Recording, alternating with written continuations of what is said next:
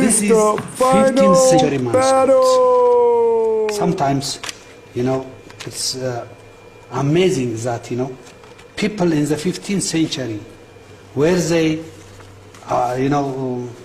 aware of color? All the saints, even the Virgin, is painted black. Today, even today, you don't find such paintings in churches. Always, a bright color, not black color. So it has to be studied very, very well. This type of documents. Look, even the evangelist. This is Matthew. And the harag or the decorations. White culture, if you could even call it culture, is based in racism. It was a narrative created by colonizers, like my Portuguese ancestors, in order to justify what they were doing to other people on the continent of Africa and even here in North America. And the narrative was that we white people were better than all other races. And they did so through Christianity. They took the Bible and different scripture verses, twisted it around in order to fit the narrative of colonialism and white supremacy, and also the patriarchy. And the patriarchy is white man in power. White supremacy is white man in power. Colonialism is white man in power. And Christianity, for the most part nowadays, is white man in power. There are historical references and proof where the Catholic Church actually said to enslave an African was to save their soul. The kidnapped and enslaved Africans that were here in North America were preached different scripture verses than were actually in the Bible. And that's why they weren't allowed to read. Because if they could read, then they could see that these scripture verses were incorrect and they couldn't be controlled anymore by this white God. Yes. And white people, we didn't identify as white until colonialism.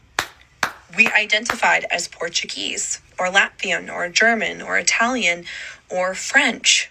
But then colonialism came around, and then all of a sudden we became white and we were superior because we were the chosen race by God, and the scripture verses proved it. And we had to go into other people's lands and preach the gospel when really it was all a ruse. It was all an excuse to go in and rape and pillage the land and the people and the cultures. So when I say that white culture is based in racism, It is. it's based in racism. Christianity was the Trojan horse of white supremacy and colonialism.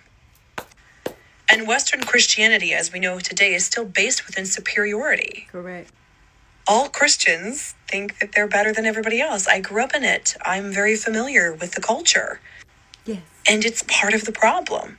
There's a reason why most of Trump supporters are Christians. Yep. It's because they don't even realize that the conditioning of colonialism and Christianity and the patriarchy is so deeply embedded within them and their identity that they don't even see the truth. Yep. Christianity is based in superiority, in white superiority, in white culture, which is all based in racism. Yep.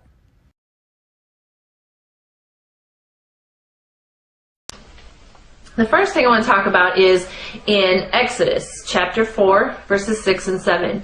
When God was speaking to Moses and he was going to use him to bring the children of Israel out of Egypt where they were enslaved, he was giving him some signs to let him know that, hey, I will be with you, I will help you with this. So he had told Moses in this particular chapter and verses, he said, stick your hand into your bosom. And when he pulled it out, it says that it was white as snow. Now, if you were to take somebody of my skin color and stick my hand in my bosom, pull it out, and it's still white, that's not really going to be anything miraculous.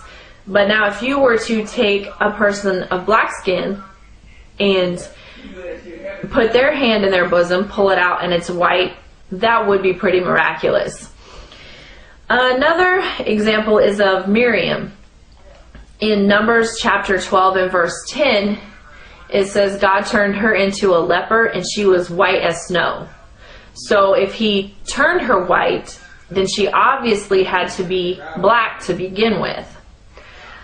In Amos 9 and verse 7, God is speaking to the children of Israel, and he says, "Are you not as the Ethiopians unto me?" Now some versions are going to say Cushite, which if you don't look that up, it's not really going to mean much to you.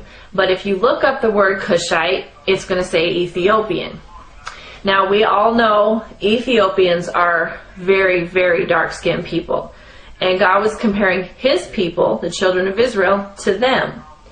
A couple of other scriptures are Lamentations 5 and verse 10 and Job 30:30. Those also refer to the skin color of the Israelites as being black. Now I have to tell you this. If you have a new King James Version, it's going to take the word black out. You need to go into an older King James Version, and it will have the proper words in there. Now you have to ask yourself, first of all, why do we need a new version of the Bible? What was wrong with the old one? And second of all, why would they take the word black out? What are they trying to hide? Now in Revelation chapter 1, verses 13 through 15 is a description of Christ. And it brings out that he had hair white like wool. Now I want to show you a picture. I mean, I'm pretty sure everybody knows what wool looks like, but I just wanted you to get a good visual. Okay? Now there's wool. Now I'm going to show you another picture, and we all know who this is. But when you look at his hair, it is exactly like the sheep's wool. Now I know it says that it was white, so I want to show you a picture of an older Hebrew Israelite. And when you look at his hair, that's exactly what it is, white like wool. Now if you look at the gentleman next to him, who is a so-called white person, he does not have woolly hair. And white people in general don't. I mean, you look at my hair, it's not woolly, it's thin and fine and straight, which is pretty much the norm for the so-called white people. Now also in Daniel 7, chapter 7, verse 9, it talks about the Ancient of Days, which is God himself. And there's a description of him there, and it says he had hair white like wool. So when you read these scriptures, it really shows beyond a shadow of a doubt that God, Christ, and the ancient Hebrews were all black people with hair with hair like wool. Excuse me. Now another thing I want to touch on is in Deuteronomy chapter 28. Now the first 14 verses are talking about God is telling the Israelites, okay, if you keep my commands, this is what I'll do for you. The remaining verses he's telling them, if you don't keep my commands, then this is what will happen. I want to read chapter 28 and verse 68. It says, "And the Lord shall bring thee into Egypt again with ships, by the way whereof I spake unto thee. Thou shalt see it no more again, and there ye shall be sold unto your enemies for bondmen and bondwomen, and no man shall buy you." Now if you were to get a globe and you were to look at where the Hebrew Israelites were at, they would not need a ship to get to Egypt. So God was obviously talking about something else. He wasn't talking about the physical land of Egypt. If you look in Exodus 13:3 and Deuteronomy 20 and verse 2, it refers to Egypt as a house of bondage. Now, I want to show you something, and I know everybody has seen this. I saw it a million times, but never paid any attention and never really thought twice about it. But on the back of the dollar bill, there's a pyramid. Now, pyramids are notorious with Egypt. I mean, you say pyramid, that's automatically what you think of is Egypt. So why would the United States of America put a pyramid on the back of their dollar bill? Now, with the word Egypt meaning house of bondage, God was obviously telling the Israelites, hey, I'm going to put you back into slavery. Now, the only race of people that were brought over on ships and sold as bondmen and bondwomen, which are slaves, are the so-called African Americans. That's the term that the white man has given them.